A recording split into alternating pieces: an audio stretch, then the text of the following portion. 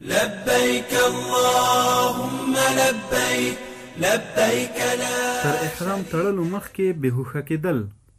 94مه پوښتنه: که یو څوک تر احرام تړلو مخکې بهوښه شي نو بل څوک د ده لپاره احرام تړلی شي او که نه؟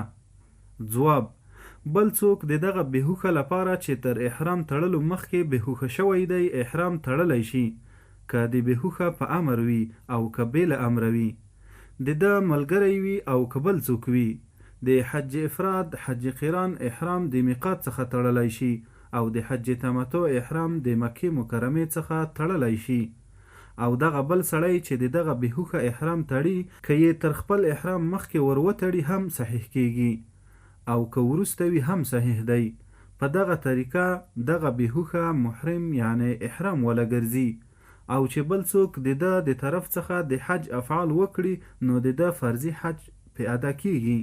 لبيك اللهم لبيك.